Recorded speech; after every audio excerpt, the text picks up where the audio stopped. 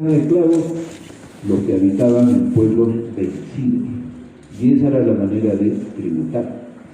Entonces, muchos de los monumentos espectaculares de la Edad Antigua es gracias al tributo, en el sentido que los vencidos eran los trabajadores de la construcción civil, que sería hoy día, ¿no? Tú te vas a Roma y ves pues el Coliseo romano, te vas incluso a Turquía y ves ahí las murallas para defenderse de las invasiones de los pueblos bárbaros, esas murallas inmensas de hace más de 2000 años, ¿quiénes la construían? Justamente el pueblo vencido. Todo eso es, miren ustedes cómo influye el tributo en los monumentos históricos que algún día visitarán por quizás a Roma, por quizás a diferentes países de Europa, ¿no? Vas a España, por ejemplo, también hay bastantes monumentos de esa época, la época de la invasión de los romanos a Europa. Bueno, el tributo ha existido desde la Edad Antigua. Esa podría ser la gran conclusión en lo que va de la conferencia. El tributo ha existido desde la Edad Antigua. En cambio, el derecho tributario, es la pregunta inicial de la conferencia, el derecho tributario recién aparece en la edad contemporánea, siglo XX. ¿Ya? Seguimos con historia, pasamos a la siguiente transparencia. Dice, continuando con los orígenes del tributo, seguimos en los orígenes del tributo. Conviene precisar lo siguiente. Primero, la fuente, o sea, el origen del tributo. Veamos cuál ha sido la fuente, dónde se originaba el tributo en la Edad Antigua. Dice, desde los primeros tiempos se empezaron a generar normas, y lo he puesto en negritas. Claro, porque si eres estudiante de Derecho vas a ser abogado. Y para el abogado la materia prima de su profesión es la norma. Tienes la ley, dentro de la ley hay el artículo 1, el artículo 2, el artículo 3, la norma. Entonces, llama mucho la curiosidad a cualquier estudiante de Derecho o a cualquier abogado, la ley, la norma. Acá está. Entonces, desde los primeros tiempos se empezaron a generar normas, pero ojo, eran normas religiosas y luego normas que dictaba el Estado para establecer la obligación de pago de tributos. Entonces eran los sacerdotes los que establecían las normas para las ofrendas de los animales, por ejemplo. En qué época se iba a hacer, dónde se iba a hacer, cómo se iba a hacer, normas religiosas vinculadas al tributo. Y luego fueron ya las propias autoridades del Estado, ¿no? Que también establecían la obligación de pago de tributo. Por ejemplo, se organizaban los ejércitos y si uno quería pertenecer al ejército, entonces el Estado dictaba normas pues, para organizar. Se presentaban 3.000, 5.000 jóvenes. Había que buscar normas para organizar bien cómo se van a conformar los batallones del ejército. Quiénes montan caballo, quiénes no montan caballo, etcétera, etcétera. Bueno, todavía no existía el derecho tal como lo entendemos hoy. O sea, en esas épocas de la Edad Antigua no había pues una ley generada por un poder legislativo que representa la voluntad social. Eso pues no existía en esa época, ¿ya? Segundo, clases de tributos. ¿Y qué tributos había en la Edad Antigua? Casi lo mismo que hay ahora, por si acaso. Entonces, desde el inicio de la historia universal, tuvieron existencia diversas clases de tributos, que hoy conocemos como impuestos, contribuciones y tasas. Tercero, a partir del inicio de la humanidad, ya empieza a tener existencia una administración tributaria, o sea, una SUNAT, todavía muy rudimentaria, que se encargaba de la recaudación, cobranza y fiscalización de los tributos, que son las mismas funciones que hoy día tiene la SUNAT. ¿Qué es recaudar? Es recibir, el dinero. ¿Qué cosa es cobranza? Si tú no entregas el dinero a las autoridades te van a perseguir y a la fuerza te van a sacar el dinero de tu casa. Y si no tienes dinero, se remata caballos, o esos caballos van al Estado, una especie de cobranza forzosa, digamos, ¿no? Y fiscalización. Claro, las autoridades veían quiénes tenían más dinero y quiénes tenían menos dinero. Los que tenían más dinero debían tributar más. Los que tenían menos dinero no debían entregar plata, pero sí fruta. Entonces, esas investigaciones las hacía, comillas, una SUNAT de esa época. Fíjense ustedes entonces, en esta PPT, lo que les quiero decir es que todo lo que existe hoy, creación de norma tributaria, diferentes clases de tributos, ¿no? Impuestos, contribuciones, tasas y comillas SUNAT, todo eso ya existía desde los orígenes de la humanidad, de una manera muy primitiva todavía y poco desarrollada, pero ya estaba presente. Ahora sí, dejamos a un lado esa parte histórica y pasamos al punto 2, economía y tributo. Entonces acá ya comenzamos a hablar un poquito como piensan los economistas. Desde antes de la Revolución Francesa, grandes economistas como Adam Smith ya habían reflexionado sobre el tributo. Entonces, en la primera parte de mi conferencia te estaba hablando del tributo como un objeto social que funciona en las sociedades. Ahora te estoy empezando a hablar del tributo como un objeto académico. El tributo está ahí, existe, ya lo hemos visto. Había impuestos, contribuciones, tasas, había una SUNAT rudimentaria. El tributo existía, funcionaba. Y son los académicos los que empiezan a reflexionar. ¿Qué es eso? ¿Para qué sirve? ¿Qué consecuencias? ¿Qué problemas trae? Esa ya es la reflexión de los académicos. Y entonces, por eso decimos, desde antes de la Revolución Francesa, grandes economistas como Adam Smith ya habían reflexionado sobre el tributo. Los textos de economía dedicaban un capítulo entero al estudio del tributo, ¿ves? Al estudio del tributo, analizando su impacto en las finanzas públicas y también en el incipiente mercado. Entonces, ¿quiénes fueron los primeros académicos que reflexionaron sobre el fenómeno tributario? Economistas, no juristas, no abogados, sino economistas. Sí. En medio de estos análisis económicos se hacían referencias a las normas que habían creado tributos específicos. Y te pongo en negrita las normas, porque ya sabemos, a todo estudiante de Derecho, a todo abogado, lo que le interesa es la ley y la norma. Ya, ahí está, te estoy hablando de la ley y la norma. Entonces los economistas hablaban de la ley XX, no la generada por el Congreso de la República, ya sabes, sino la generada por el rey, por ejemplo, o por el señor feudal, en materia de creación de tributos. Ya, entonces los economistas hacían referencia a esas normas que creaban tributos, pero lo tomaban como información, ahí está, como datos. No se llegaba a hacer pues un estudio con profundidad jurídica. Si yo soy economista, haré pues análisis económico del tributo. No voy a hacer pues un análisis jurídico, constitucional, etcétera, etcétera. Pero fíjate cómo ya el tributo empieza a ser objeto de reflexión científica. Punto 3. Y ahora pasamos al derecho contemporáneo. Entonces, hasta acá te he hablado qué pasaba antes de la Revolución Francesa. Ahora te voy a hablar, en lo que resta de la conferencia, de la Revolución Francesa para el año actual, ¿no?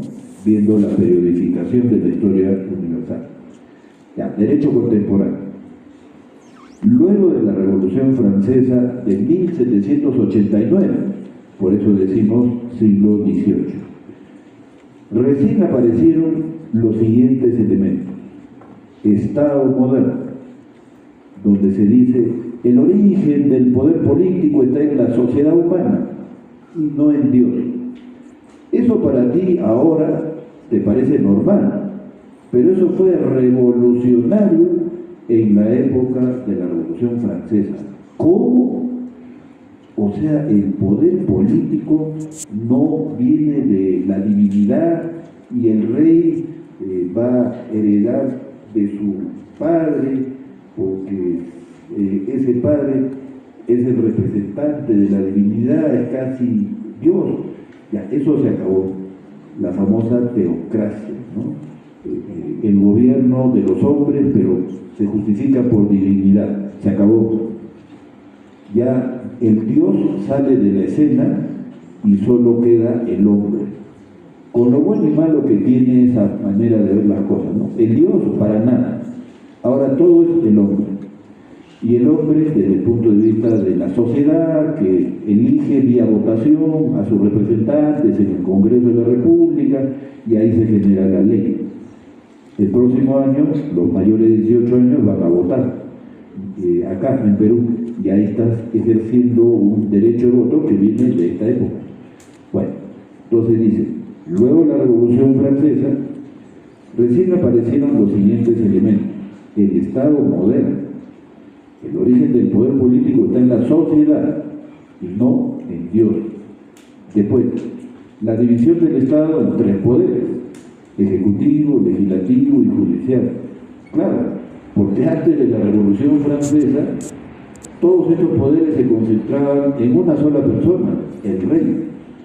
Y entonces, como concentraba todo el poder, era el absolutismo, y de ahí solo había un paso al abuso.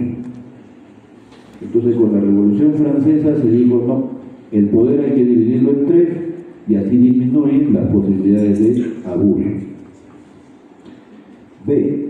También aparece el poder legislativo, es decir, el Congreso de la República elegido por el pueblo, y se supone que el Congreso de la República representa a la sociedad. Hoy eso está en crisis, ¿verdad? Pero estamos viendo recién el siglo XVIII. Y C, la ley. Ya la ley es más cercana al abogado, ¿no? La ley y la norma. Esa ley que emana del Congreso de la República, eso fue una novedad, una revolución, ¿no? Después, dice, se empezó a sostener que el derecho era la ley. O sea, después de la Revolución Francesa, se dice, aparece el Estado de Derecho. ¿Pero qué cosa es el derecho? ¿El derecho? Bueno, el derecho es la ley, pues. Ya está, porque el Congreso de la República todos los días genera ley. Entonces el derecho es la ley, ¿ya?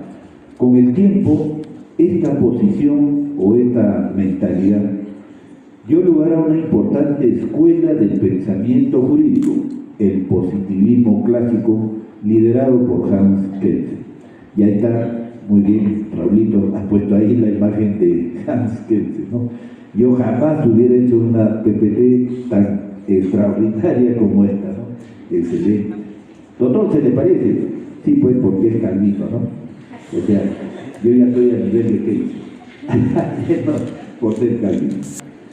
Bueno, lo más importante es que a partir de la Revolución Francesa, el derecho empezó a poseer una sustantividad propia, que se fortaleció mucho, cada vez más con la aparición de los códigos, como por ejemplo el Código Civil francés de 1804, el Código Napoleón.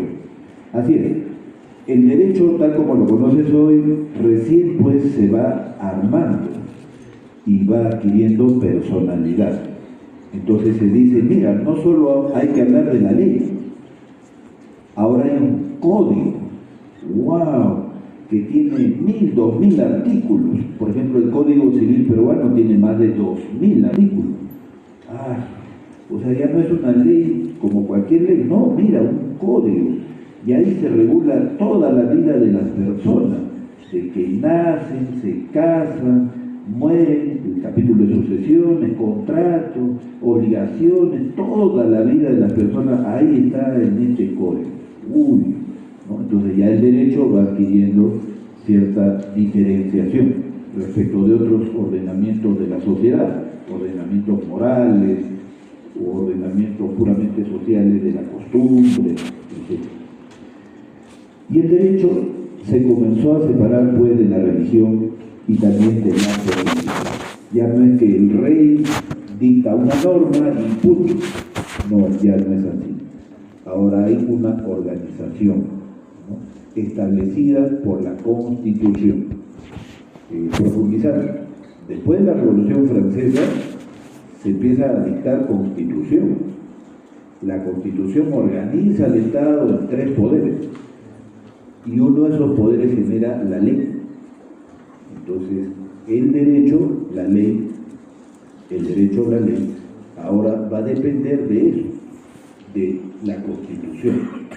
Ya no es la religión o simplemente la política, no. Entonces la ley empieza a depender de la Constitución. 4. Ahora veamos derecho privado y derecho público. El derecho privado tiene reglas para la convivencia humana. Ahí está pues el Código Civil de Napoleón, ¿no? Reglas para la convivencia humana actual, ¿no?, viendo la periodificación de la historia universal. Ya, derecho contemporáneo. Luego de la Revolución Francesa de 1789, por eso decimos siglo XVIII, recién aparecieron los siguientes elementos. Estado moderno, donde se dice el origen del poder político está en la sociedad humana y no en Dios. Eso para ti ahora te parece normal, pero eso fue revolucionario en la época de la Revolución Francesa. ¿Cómo? O sea, el poder político no viene de la divinidad y el rey va a heredar de su padre, porque ese padre es el representante de la divinidad, es casi Dios. Ya, eso se acabó, la famosa teocracia, ¿no? El gobierno de los hombres, pero se justifica por divinidad, se acabó. Ya el Dios sale de la escena y solo queda el hombre, con lo bueno y malo que tiene esa manera de ver las cosas, ¿no? El Dios para nada, ahora todo es el hombre. Y el hombre, desde el punto de vista de la sociedad, que elige vía votación a sus representantes en el Congreso de la República, y ahí se genera la ley. El próximo año, los mayores de 18 años van a votar, acá en Perú, y ahí estás ejerciendo un derecho de voto que viene de esta época.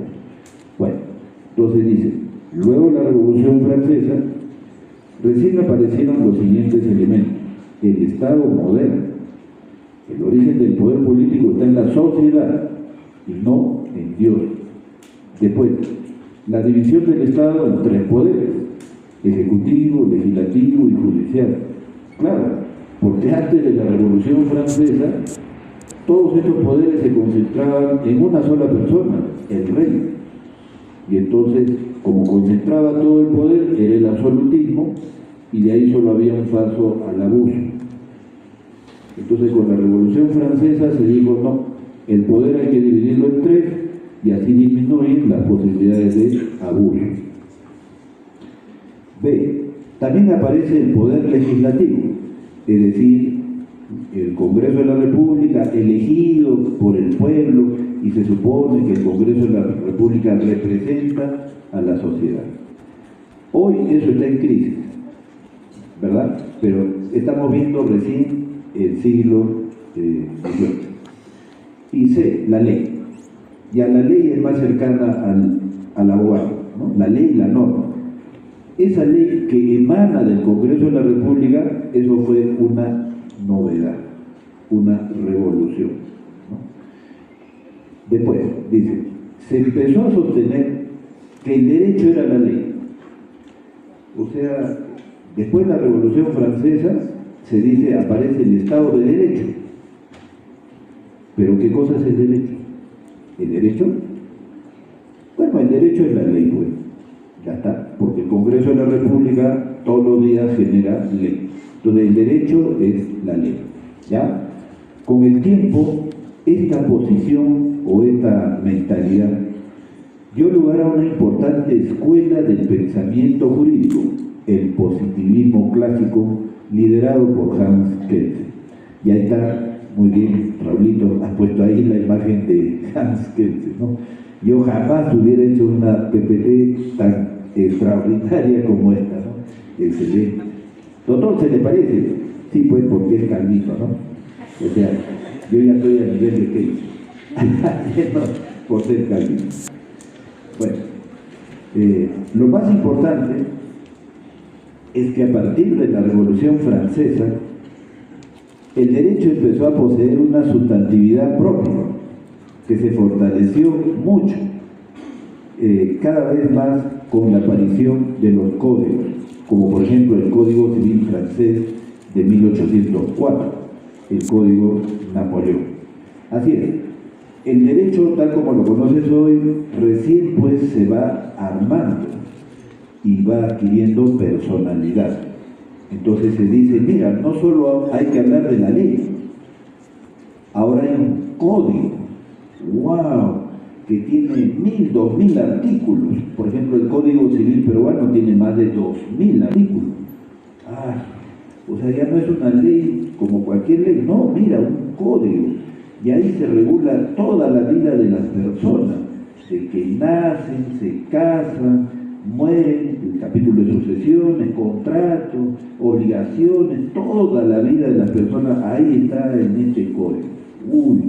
¿No? Entonces ya el derecho va adquiriendo cierta diferenciación respecto de otros ordenamientos de la sociedad, ordenamientos morales o ordenamientos puramente sociales de la costumbre, etc. Y el derecho se comenzó a separar pues de la religión y también de la política. Ya no es que el rey dicta una norma y punto. No, ya no es así. Ahora hay una organización, ¿no?, establecida por la Constitución. Profundizar. Después de la Revolución Francesa se empieza a dictar Constitución. La Constitución organiza al Estado en 3 poderes y uno de esos poderes genera la ley. Entonces, el derecho, la ley, el derecho, la ley, ahora va a depender de eso, de la Constitución. Ya no es la religión o simplemente la política, no. Entonces la ley empieza a depender de la Constitución. 4. Ahora veamos derecho privado y derecho público. El derecho privado tiene reglas para la convivencia humana. Ahí está pues el Código Civil de Napoleón, ¿no? Reglas para la convivencia humana. Eso en Alemania. Acuérdate lo que te voy a decir ahorita. Si tú quieres estudiar a profundidad el derecho y cualquier rama del derecho, estudia alemán y profundiza estudios del derecho alemán, porque de ahí vienen casi todas las ramas del derecho que estás estudiando en la Universidad Andina. Igual sucede con derecho tributario. Bueno, entonces Berger, Laval y Mayer, que están en la PPT anterior, Berger, Laval y Mayer fueron los primeros grandes juristas que empezaron a reflexionar sobre esto, o a construir las bases de ese derecho público contemporáneo. Y ahí metido en medio de eso está el tributo. Punto 5. Derecho administrativo. Ahora ya comenzamos a ver ramas del derecho. Vamos a empezar por el derecho administrativo. Te llamará la atención, ¿no?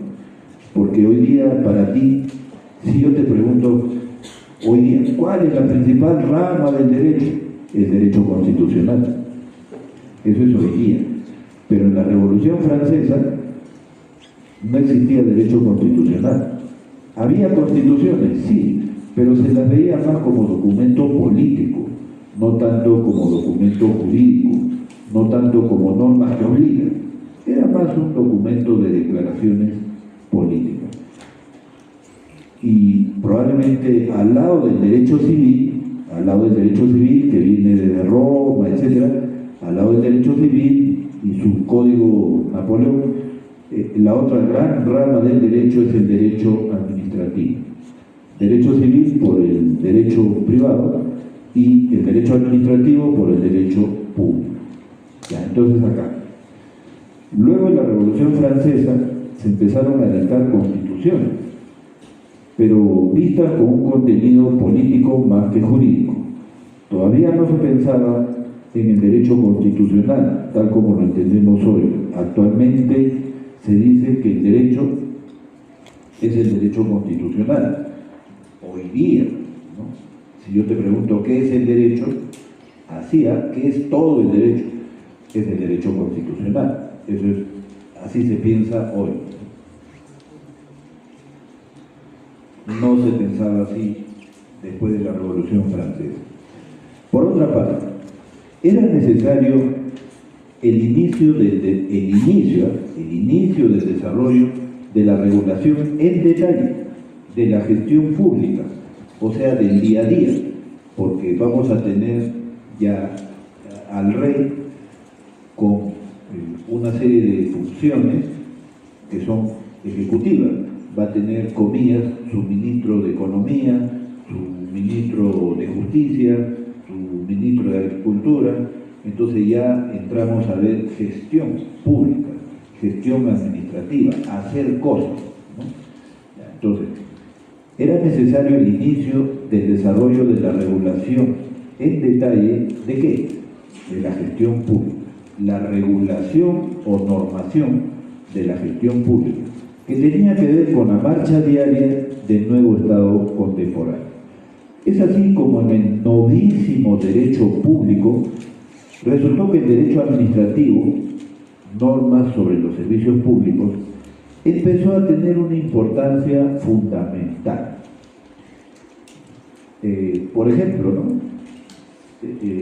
Con la Revolución Francesa, ¿qué tareas se le encargaba al Estado? La policía, o sea, que no haya robo; el ejército, para defender las fronteras; los jueces, para resolver litigios.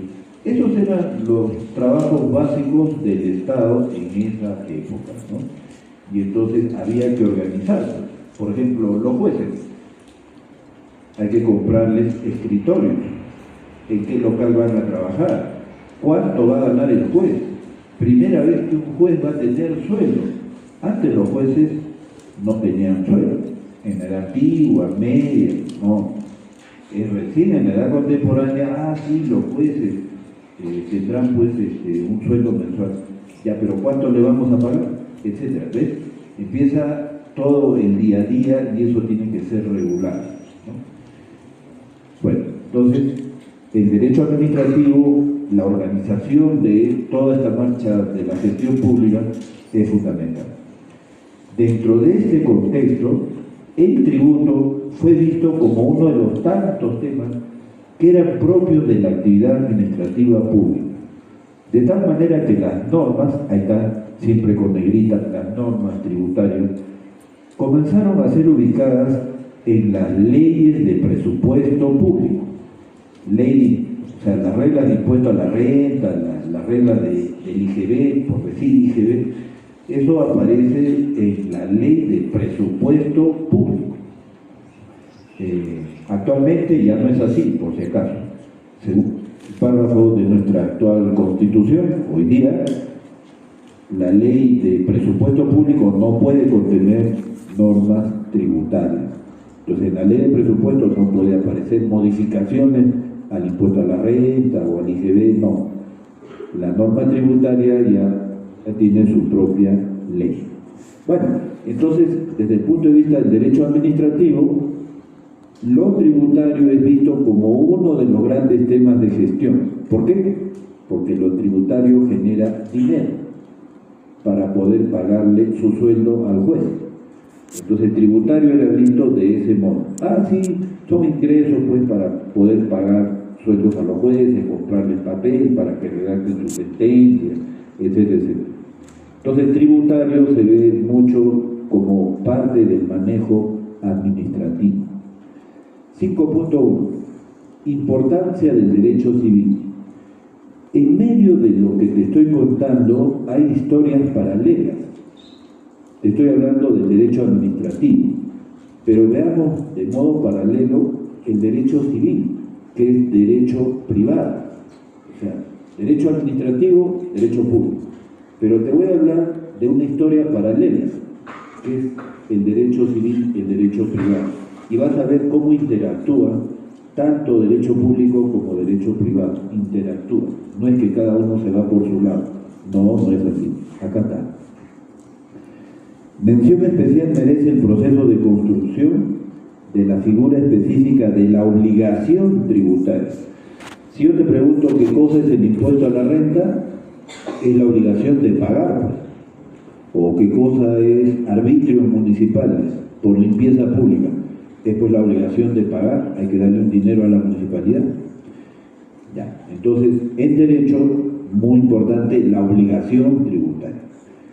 Los estudiosos del área del derecho público, Berger, Lavant, Mayer, tomaron prestado del derecho civil la figura de la obligación. Claro, porque en el Código Civil está la obligación. Código Civil, ¿no? La obligación. Entonces, los publicistas, como Berger, Lavant, Mayer, cuando miran tributo, dicen, ¿y qué es el tributo? En el derecho público, ¿qué es el tributo? Bueno, hay que buscar una figura jurídica pues para identificarlo y darle tratamiento. A ver, vamos al derecho civil, de repente ahí encontramos la respuesta. Sí, mira, en el Código Civil, la obligación. Uy, ¿verdad, no?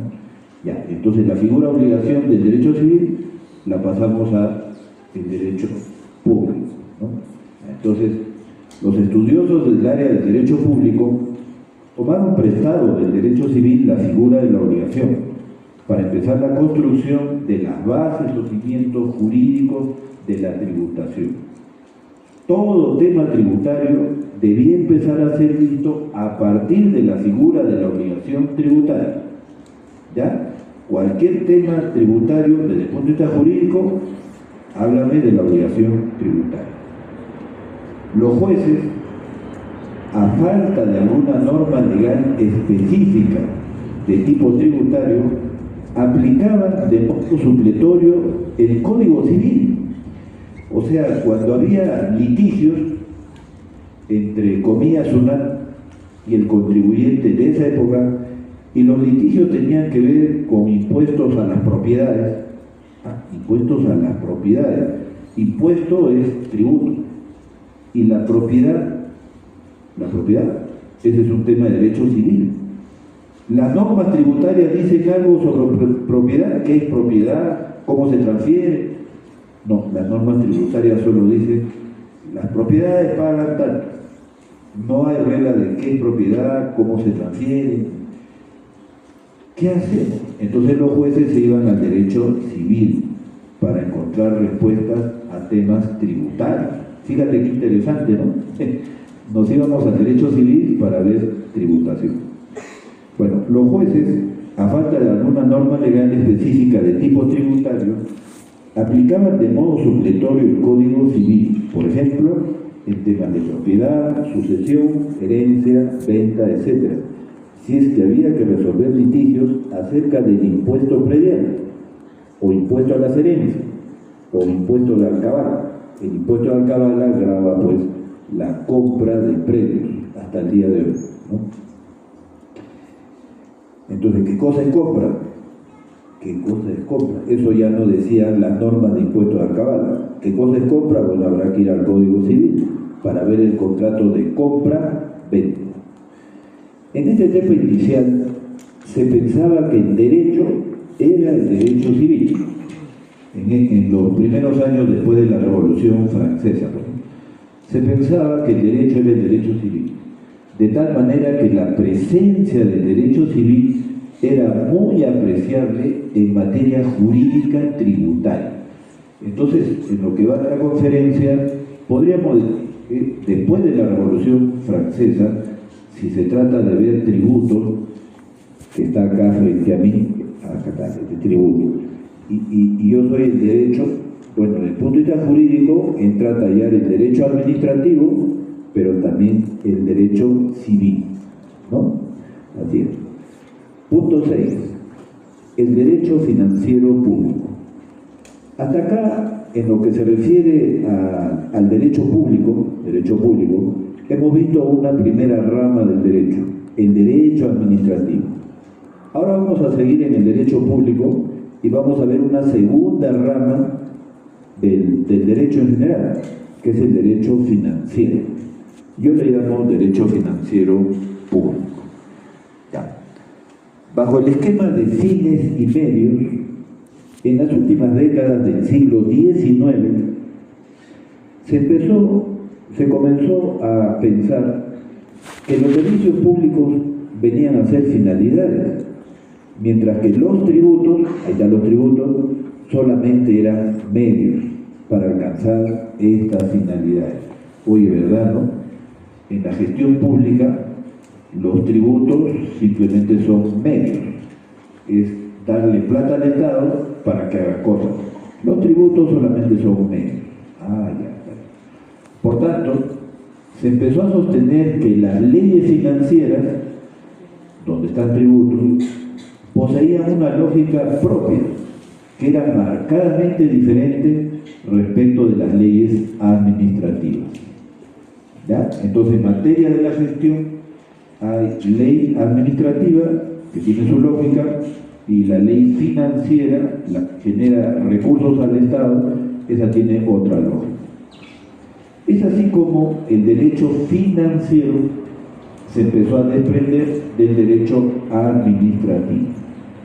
Entonces, en el mundo del derecho se inició la distinción de dos ramas distintas, el derecho administrativo y el derecho financiero público.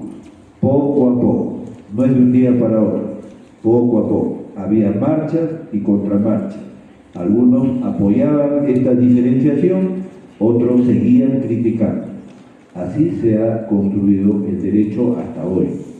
No es lineal, hay mucho cizagueo. Desde luego, las normas, otra vez las resalto con negrita, siempre estamos rastreando las normas, ¿no? Desde luego, las normas legales tributarias ya no fueron vistas como parte del derecho administrativo, pues la nueva ubicación se empezó a encontrar dentro del derecho financiero. Entonces, las normas de impuesto a la renta, de impuesto a la cabala, arbitrio, ya no se ve como temas del derecho administrativo, sino como temas del derecho financiero. Punto 7.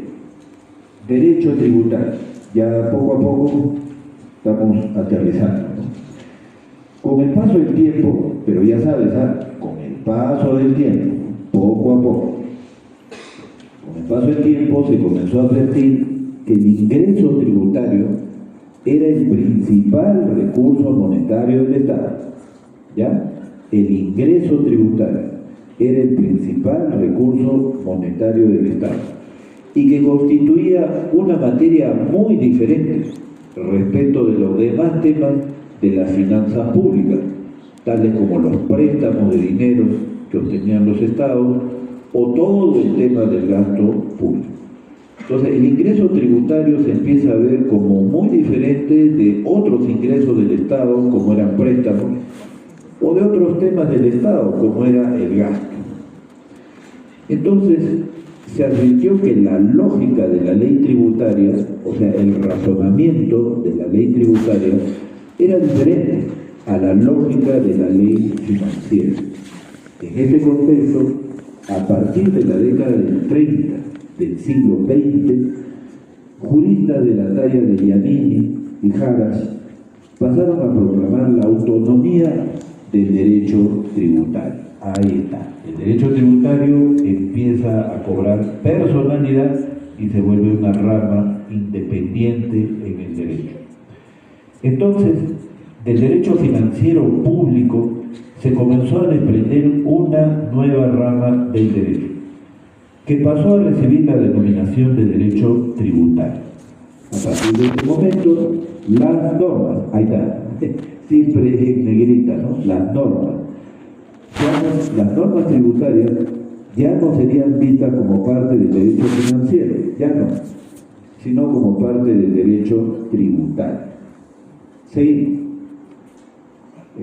Por otra parte, uno de los hitos que marcó el nacimiento del derecho tributario fue la aceptación del Código Tributario Alemán de 1919. Tú sabes que un código le da más personalidad a cualquier rama del derecho. Ya, entonces, en tributario aparece pues este Código Tributario Alemán de 1919, que tuvo decisiva influencia en los códigos tributarios que años más tarde empezaron a aparecer en Europa y América Latina. Acá en el Perú tenemos código tributario, pero sus orígenes vienen de Alemania. Finalmente, también hay que tener presente que hoy en día juristas como García Noboa en España, Carvalho en Brasil, no reconocen la autonomía del derecho tributario. O sea, hoy día todavía hay importantes juristas que no aceptan, por si acaso, la autonomía del derecho tributario. Para el primero, o sea, para García Noboa, que es español, para el primero aún no está clara la diferencia de sustantividad entre la ley financiera y la ley tributaria. Te cuento que en el Perú circula un libro que ha escrito García Noboa que se llama El Tributo. Si puedes, léelo. Muy buen estudio sobre el tributo. Ahí vas a ver historia, que es lo que estamos viendo, y también el análisis que hace un europeo del tributo en el Perú. Él analiza también el tributo en el Perú y sentencias del Tribunal Constitucional peruano. Este autor se llama entonces César García Noboa y su libro se llama El Tributo. ¿Ya? Si puedes, léelo, estúdialo. Y bueno, mientras que para el segundo, para el profesor Carvalho, que hace poco ha fallecido, que en paz descanse, para el profesor Carvalho, él dice, el derecho es uno solo, todo el derecho es uno solo, de tal manera que no tienen cabida sustantividades particulares de tipo tributario, etc. O sea, él dice, a mí no me vengan con diferentes ramas del derecho, tributario, laboral, penal, no. El derecho es uno solo, punto. Tendrán algunas diferencias civil, penal, pero son diferencias mínimas, no diferencias sustantivas. El derecho es uno solo. Y ojo, hay muchos filósofos del derecho que siguen pensando así, ¿no? Es un tema bien interesante. Bueno, 7.1. Entre la obligación civil y la obligación tributaria. Claro, en lo que va de la conferencia hemos estado viendo ramas del derecho, el derecho administrativo, el derecho financiero, el derecho tributario, ya. Pero ahora, por un instante, vamos a dejar el derecho público y otra vez volvemos al derecho privado y sus relaciones con el derecho público. Vamos pues entonces al derecho privado y ahí está el derecho civil, la obligación tributaria. Ya, entonces, entre la obligación civil y la obligación tributaria. Habida cuenta que en el siglo XIX el derecho civil venía teniendo importante presencia en el mundo de las normas tributarias, poco a poco fue ganando terreno la discusión acerca de las semejanzas y diferencias entre la obligación civil y la obligación tributaria. Entonces ya hemos visto que en temas tributarios el derecho civil tenía mucha influencia. Y entonces los juristas, los profesores, empezaron a reflexionar y dijeron, oye, ¿es lo mismo la obligación civil que la obligación tributaria es lo mismo. Ya está claro que en el derecho público se ha tomado prestada la figura de la obligación que está en el Código Civil, se ha tomado prestada. Y ya sabemos entonces que en el derecho público hay obligación tributaria, pero esta obligación tributaria es muy diferente de la obligación civil, o son muy parecidas. Empieza ese tipo de discusión. Algunos sostuvieron que ambas obligaciones poseían identidad sustantiva. Otros más bien empezaron a pensar que existían importantes diferencias. Con el transcurrir del tiempo comenzó a ganar importante aceptación la segunda posición. Así es, poco a poco fue ganando más adeptos quienes decían que entre la obligación civil y la obligación tributaria había importantes diferencias. Uno de los principales argumentos para sostener que ambas clases de obligaciones eran distintas es que poseían lógicas o razonamientos diferentes. Por ejemplo, la obligación civil responde a la lógica del interés privado, mientras que la obligación tributaria tiene que ver con la lógica del interés público, ¿no? Y efectivamente, fíjense ustedes, esto no lo he puesto en la transparencia, pero para entender todos los temas que estamos viendo esta noche, yo me apoyo mucho en la filosofía del derecho o en la teoría general del derecho. Y en ese sentido, ya en el siglo XIX, era muy importante en ese nivel la razón. El derecho es la ley, sí, el derecho es la ley, positivismo que enseñar. Pero importantes filósofos alemanes y también ingleses ya sostenían que en el derecho es muy importante la razón, y no solo en el derecho, sino en todas las ciencias sociales. Aparece la sociología del derecho, la sociología en general, la antropología, la economía. ¿Qué cosa es economía? Puro razonamiento, puro razonamiento. Es interpretación de hechos. En fin, entonces, el racionalismo tiene mucha importancia. Y en este tema que estamos viendo esta noche, fundamental, porque si hay lógicas diferentes o razonamientos diferentes, entonces una cosa es la obligación civil y otra cosa es la obligación tributaria. Es por un tema de la razón, ¿no? Importante el racionalismo. Bueno, dice acá, esta clase de consideraciones fortaleció la posición a favor de la autonomía del derecho tributario. Entonces, como se dice que la obligación tributaria es diferente de civil, entonces el derecho tributario como que se va creciendo y se va apartando del derecho civil, porque claro, el derecho tributario se centra en la obligación tributaria. El derecho tributario se centra en la obligación tributaria. Agarra tu código tributario y después del título preliminar, el primer gran libro del Código Tributario es la obligación tributaria. Después vienen normas de administración tributaria, procedimientos y las infracciones y delitos después. Pero el Código Tributario, si se trata del libro primero, se centra en la obligación. Entonces, para el derecho tributario, el centro es la obligación tributaria, ¿no? Punto 8. Autonomía del derecho tributario. Ya vamos aterrizando más todavía. Se sostiene que el derecho tributario es el conjunto de principios y normas que regulan al tributo. Entonces, si hoy día yo te pregunto, ¿qué es derecho tributario? Ya sabes, es el conjunto de principios y normas que regulan al tributo. No es solo la ley, son principios y normas. Y los principios van primero. Ese es un aporte del constitucionalismo del derecho, de la constitucionalización del derecho. Los principios van primero y las reglas positivas después.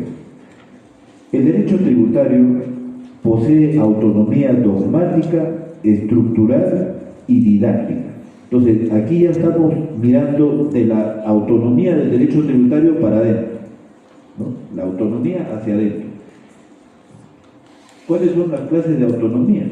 Acá está: dogmática, estructural y didáctica.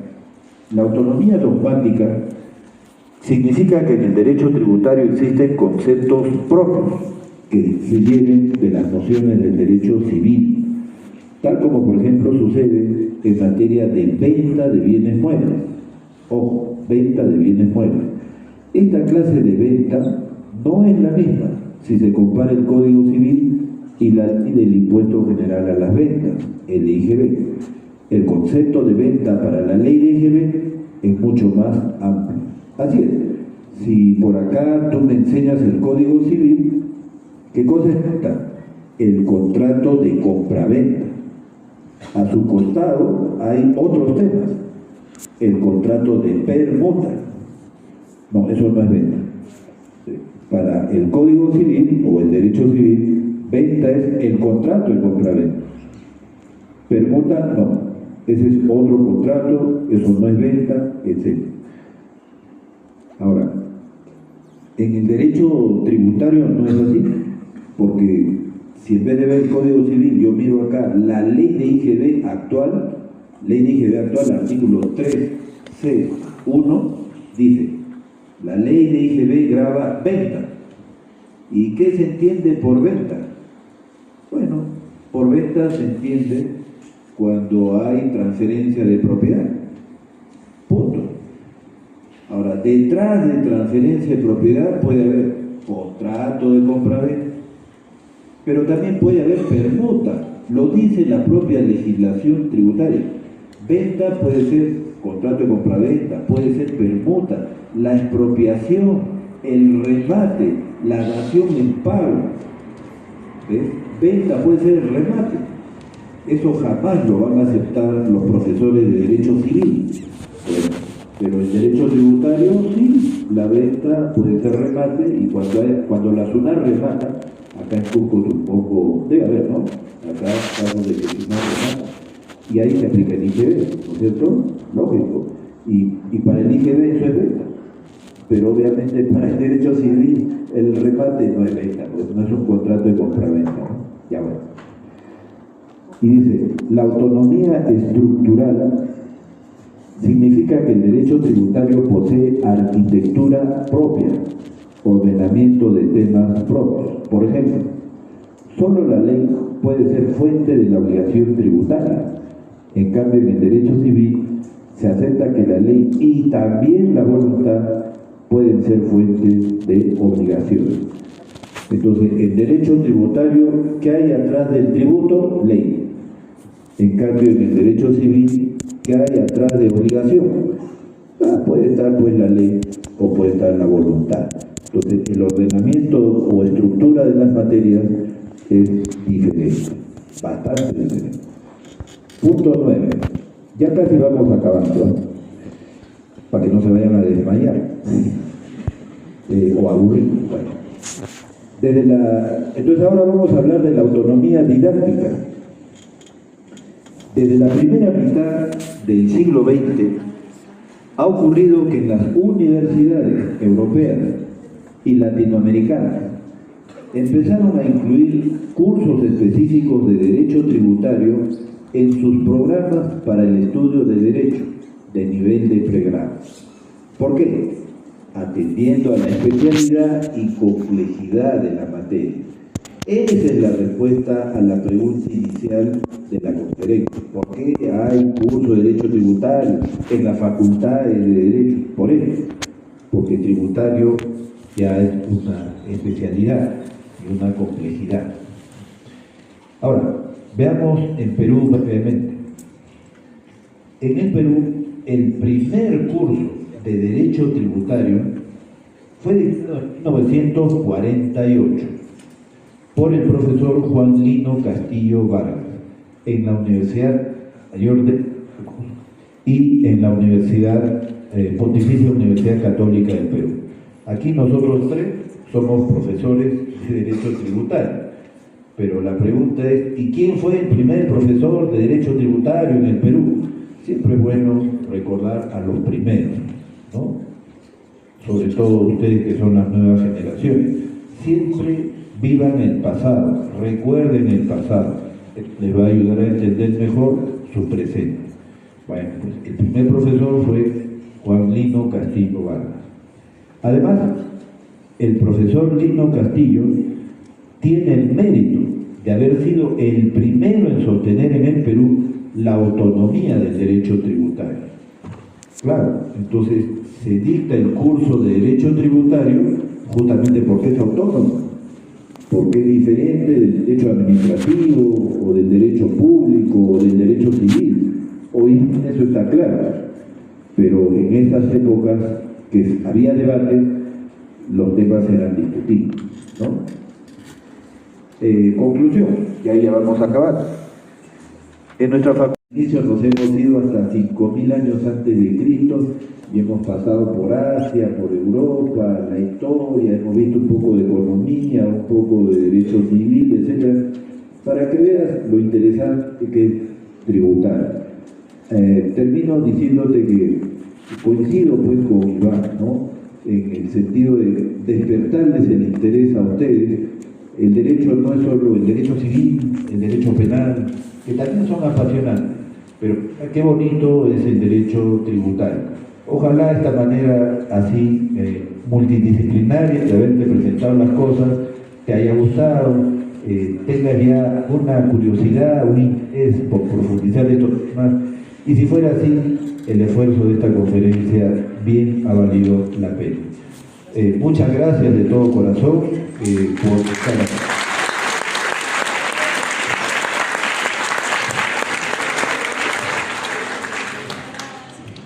Bueno, agradecerle al profesor Francisco Ruiz por esta historia que nos ha hecho pasar de derecho tributario.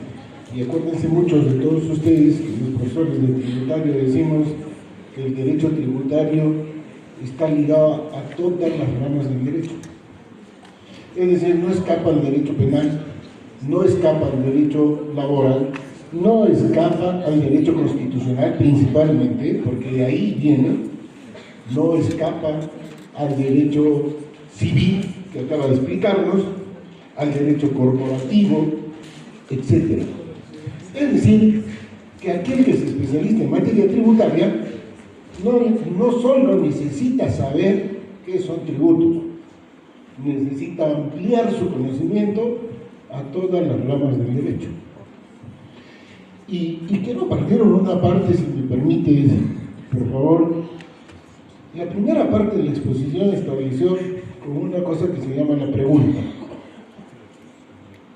Y esto no se olviden, muchachos, es importantísimo que ustedes puedan entenderlo. A partir de la pregunta podemos encontrar soluciones. Quien no se pregunta jamás encuentra una solución. Por consiguiente, para muchos de ustedes se les hace difícil la investigación y también para nosotros a veces los profesores, la pregunta da origen a un trabajo de investigación, cualquiera fuera el caso. Ese es el aspecto importante. Y nos manifestó también el profesor Ruiz algo importante. Fíjense que este aspecto de la pregunta y en todo el mensaje que nos dio, existe un hecho importante que el derecho está íntimamente ligado al derecho, a la filosofía. Por consiguiente, no puede existir un trabajo de investigación que no esté ligado al aspecto filosófico. ¿Por qué? Porque hay pregunta. Y entonces aquel que diga que no es así, de repente no ha estudiado Derecho, ¿no es cierto? Entonces, para nosotros eso es un aspecto principal, y lo recalcó en el inicio de esta conferencia, empezando justamente por el hecho de la pregunta. Entonces, no es que ustedes van a tener que estudiar filosofía para poder entender el derecho, aunque debería ser, pero hay que entender el aspecto de la filosofía para cualquier tipo de investigación. Y eso es lo que nos ha traído el profesor Ruiz hoy en día en su exposición. Fíjense ese análisis que ha hecho del principio a fin, ¿no es cierto?, de cómo nace el derecho tributario y cómo termina el derecho tributario teniendo autonomía propia. Esto probablemente algunos profesores ya no lo explicamos porque entramos de repente directamente a la mecánica procesal o directamente a la norma. Y esto es lo importante. Entonces, como dice el profesor Ruiz, si esto les toca un poquito de vuestra curiosidad para poder ser investigadores en materia tributaria o inclinarse al ejercicio de la materia tributaria, pues esta conferencia ha tenido una gran significación. Y aún no lo haya hecho así, yo creo que muchos de ustedes han entendido un poquito más de lo que es el derecho tributario. Por esas razones, yo les pido a todos ustedes establecer lo siguiente para un futuro más adelante. La rama que ustedes estudien, tributario, constitucional, laboral, etcétera, tiene que estar siempre con esa idea o ese pellizco que te da para que tú puedas estudiar esa rama. Y háganlo así. Quiero terminar esto agradeciendo al profesor Luis de Castilla, no sin antes, tal como aparece ahí a mis espaldas un signo de interrogación, y que como partió el tema de conferencia, preguntas. Yo sé que ya sé quiénes van a hacer preguntas, pero muy bien, preguntas. Entonces vamos a partir por este lado.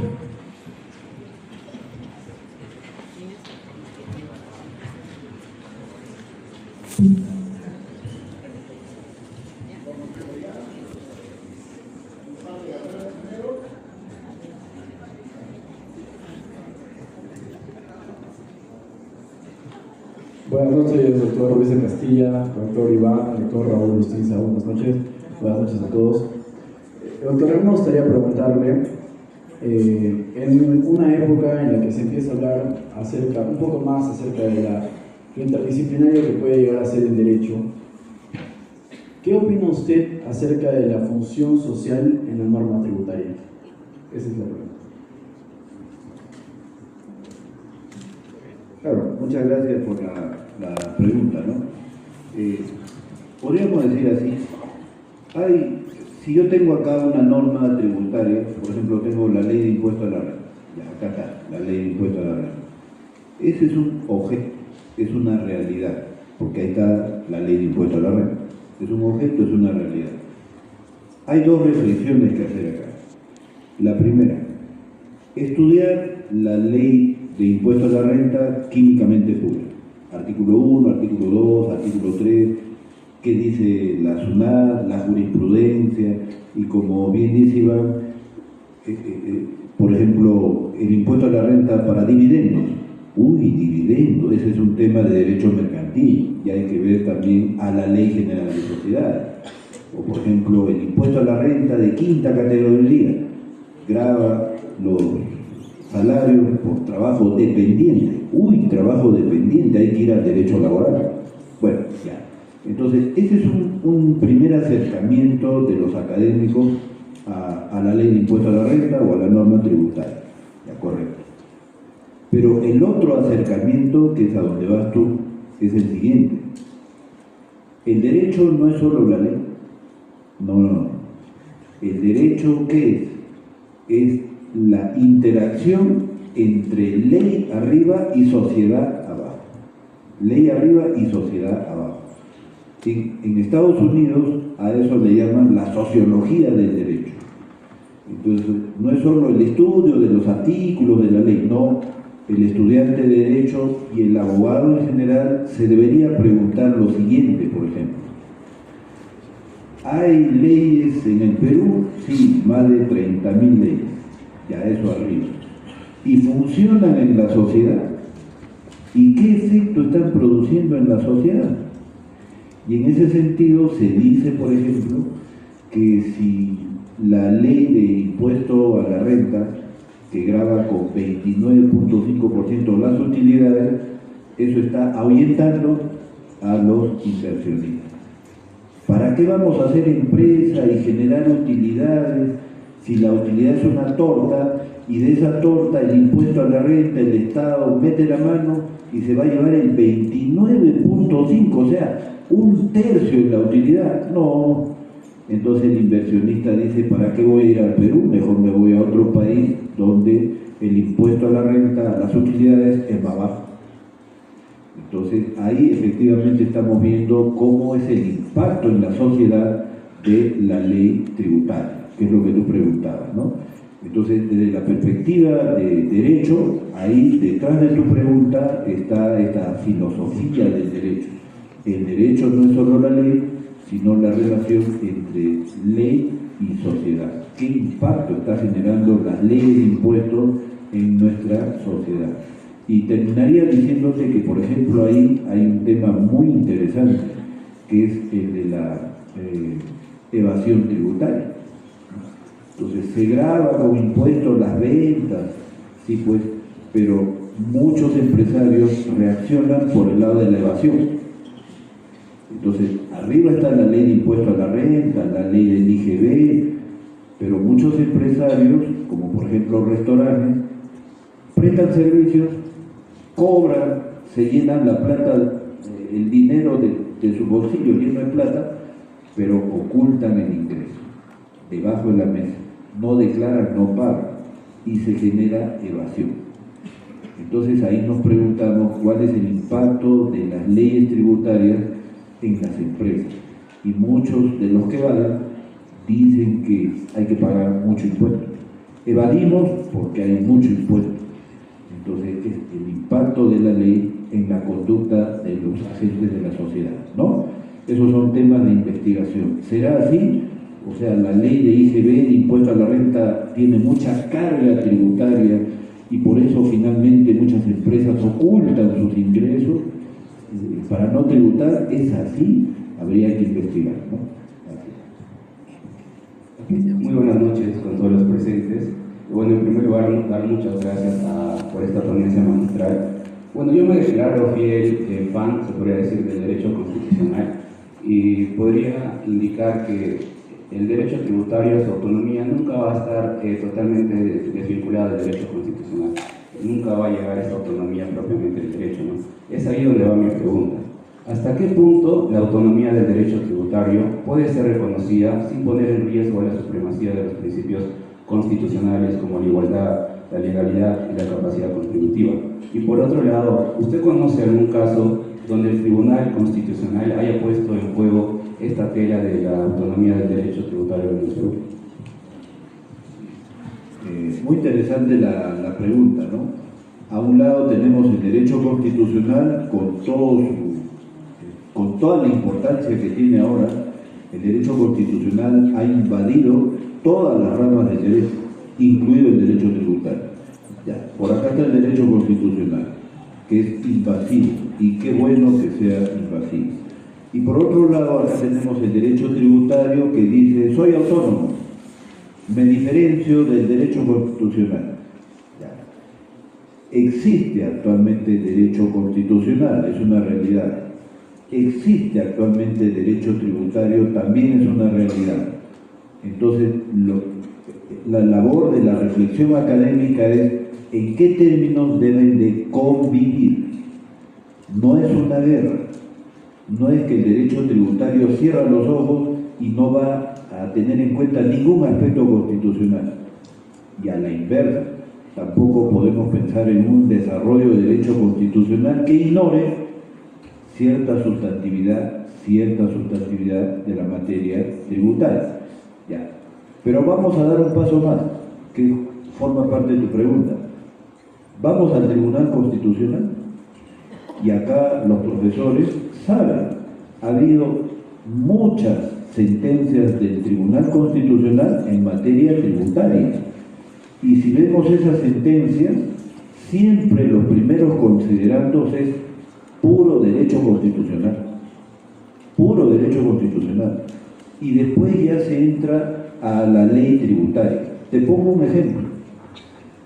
Cuando a inicios del siglo XXI se crearon una serie de impuestos raros, por ejemplo, el impuesto a las transacciones financieras, que hasta ahora existe, el ITF. Ya, salió la ley, impuesto a las transacciones financieras. Ese es el derecho tributario autónomo. ¿Qué hicieron muchos agentes de la economía? Se fueron al Tribunal Constitucional y demandaron la inconstitucionalidad de esa ley. ¿Y cuáles fueron sus argumentos? Que esa ley tributaria desconocía principios constitucionales tributarios. Esa ley tributaria que está acá desconocía a principios constitucionales tributarios, que son temas constitucionales. Entonces, el Tribunal Constitucional, para emitir sentencia, para decir procede o no esta demanda, tuvo que hacer un análisis. Y las primeras páginas de esa sentencia parece un libro de derecho constitucional, porque te habla del principio de solidaridad. En derecho tributario nadie hablaba del principio de solidaridad, pero el derecho constitucional sí. Vamos al artículo 43 de la Constitución, que no tiene nada de tributario. Vamos al artículo 43 de la Constitución, y aunque no diga expresamente el principio de solidaridad, entiéndase que está presente, que se desprende de ese artículo 43. ¿Y qué quiere decir principio de solidaridad? Que todos los actores de la sociedad peruana deben colaborar con el Estado, no solo pagando impuestos o dando plata, también deben colaborar con la SUNAT en sus tareas de fiscalización. Ah, ya. Entonces, la solidaridad no es solo los que tienen plata que le den al Estado para que ayuden a los pobres. No, solidaridad no es solo dar plata en materia tributaria. Solidaridad es ponerse la chompa en la SUNAT y fiscalizar, por decirlo así. Ya. Y entonces, aclarado lo que es solidaridad constitucional en materia tributaria, en las siguientes páginas de la sentencia, ya el tribunal dice, ya pues analicemos ahora el ITF. ¿Cuál es el fundamento del ITF? ¿La riqueza económica? No. Es la solidaridad. Profundizar. Y les pongo un caso sencillo para que ustedes vean por dónde va el tema. Lo que pasaba es que muchos profesionales que no tienen ética, abogados, médicos, psicólogos, profesionales que no tienen ética, atendían a sus clientes de manera independiente, atendían a sus clientes y cobraban plata, y esa plata entraba al bolsillo del profesional. Eso es renta de cuarta categoría y debería aplicarse impuesto a la renta, pero ellos nunca emitían recibo por honorarios. Y esos ingresos tampoco aparecían en sus declaraciones juradas de impuestos. Y para la SUNAT era muy difícil descubrir. ¿Por qué? Porque todo era plata en mano. El cliente me daba 100 solcitos de su mano. Y el profesional con su mano recibía los 100 soles, los metía a su bolsillo. No había bancos, no había nada. Entonces, como todo era plata en mano, era muy difícil para la SUNAT combatir la evasión del impuesto a la renta. Avanzó la sociedad peruana y resulta que muchos profesionales empezaron a decir lo siguiente: mi plata ya no la puedo guardar debajo del colchón. Por ejemplo, soy un abogado en el Cusco, gano 5.000 soles al mes. Ya esa plata no la puedo tener en mi bolsillo, así nomás, o debajo de mi colchón. ¿Por qué? Porque hay robo, porque hay secuestro. Uy, ¿verdad? Entonces, ¿cómo hago para proteger esos 5.000 solcitos? Lo llevo al banco. Ya, entonces el abogado abre su cuenta bancaria personal y ahí pone los 5.000 soles. y le dice a sus clientes, no me des plata, hazme transferencia bancaria. No me des plata, hazme transferencia bancaria. Entonces, por tecnología digital, esos 5.000 entra de frente a la cuenta bancaria. Pero ese abogado seguía sin declarar esos ingresos en sus formularios de la SUNAT. Entonces, la plata estaba en banco, pero no declaraba esos 5.000 de ingresos como renta de cuarta categoría en su declaración de impuesto a la renta de la SUNAT, para evadir el pago de impuestos. Ante esa realidad, ¿qué hizo la ley que salió a inicios del siglo XXI? Dijo así, bueno, se va a crear el ITF. ¿Qué quiere decir el ITF? Que si yo, el abogado, he hecho un depósito de 5.000 en mi cuenta bancaria, impuesto, ITF, por hacer el ingreso del dinero a mi cuenta bancaria, ITF. Y si saco los 5.000 soles de mi cuenta bancaria, también ITF. O sea, ITF por aquí, por el ingreso de dinero a la cuenta bancaria, ITF por allá, cuando saco el dinero de la cuenta bancaria. Ya, ese es el ITF. Y como es un impuesto, tiene que haber declaración jurada, porque son los bancos los que van a llevar la plata del ITF a la SUNAT.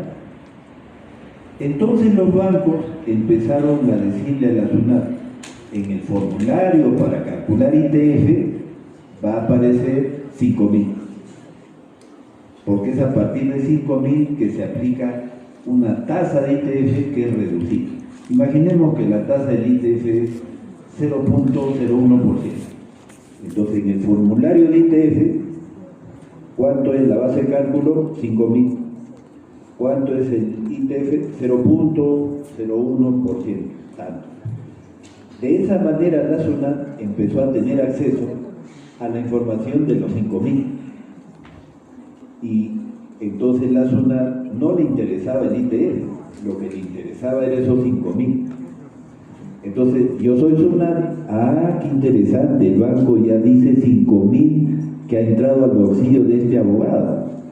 A ver, veamos por acá, declaraciones juradas. ¿Este abogado alguna vez ha declarado? Nunca. ¿O alguna vez ha declarado? Sí, sí ha declarado. ¿Y cuánto ha declarado? 2.000. Solo 2.000. Pero si en el ITF está saliendo que ingresó a su cuenta 5.000. Entonces, por esos cruces tipo software o automático, ya quedó claro que los bancos estaban poniéndose la chompa de la SUNAT en fiscalización. Los bancos le estaban dando información estratégica a la SUNAT para empezar a fiscalizar la evasión de impuesto a la renta de la cuarta categoría. Ya, ese es todo el aspecto práctico u operativo. Ahora volvamos a tu pregunta. Entonces, el Tribunal Constitucional desarrolla el principio de solidaridad en términos puros de derecho constitucional, luego aterriza y analiza la ley tributaria del ITF y termina concluyendo que no se ha violado ningún principio constitucional de reserva de ley, de igualdad. No. Al contrario, este impuesto o ley, esta ley del ITF, ha respetado un principio constitucional supra, que está por encima del principio de capacidad contributiva.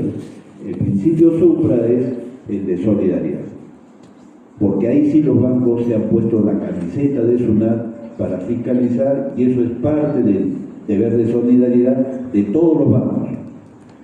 Y con eso concluyó diciendo que el ITF era válido desde el punto de vista constitucional. Entonces, como tú verás, en la vida diaria sí hay una integración, no hay una negación, una rama del derecho ignora a la otra, no, al contrario, hay una intensa integración, y qué bueno que sea así. Sí. Buenas noches, estimados compañeros, queridos profesores, profesor Francisco Ruiz.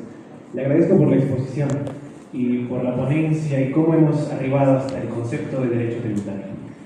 Ahora, mi pregunta es vinculada al concepto de tributo. En lo personal no hay cosa más interesante desde el punto de vista académico que definir algo que el ordenamiento jurídico no ha definido, que es el tributo. Sabemos por su exposición, por sus libros y demás autores que el tributo llega a ser una obligación ex lege, que nace de la ley, que tiene como prestación el dar, algo que generalmente es dinero, que vincula a una persona puesta ahí por la voluntad de la ley en favor de generalmente el Estado. Pero mi pregunta va, y esto es algo sencillo y quiero escucharlo de usted, ¿por qué se dice, por qué académicos como Geraldo Ataliba, el profesor brasileño, manifiesta que el tributo es distinto de una sanción? Yo tengo una respuesta y no se ha podido tocar en esta exposición, pero quiero que usted nos diga su opinión. Claro, con todo gusto. Es por un motivo histórico. Volvamos pues a la Revolución Francesa. Entonces, en 1789, etc., aparece el Estado que ahora conocemos, Poder Ejecutivo, Legislativo, Judicial. ¿Qué tarea tiene el Poder Legislativo? El Poder Legislativo, crear leyes, y ahí puede crear impuestos, sí, ya. O sea que el Estado, vía ley, puede meter la mano al bolsillo de los ciudadanos y de los empresarios y llevarse un dinero. Sí, el Estado, vía ley, vía tributo, puede meter la mano al bolsillo de los ciudadanos, etc. Y eso fue visto como malo, como gran preocupación. O sea que los ciudadanos trabajan, los padres de familia trabajan, las empresas se esfuerzan por generar buenos servicios y generan utilidades con mucho esfuerzo. Y después de todo eso puede haber una ley que diga por tributo meto la mano a tus ingresos.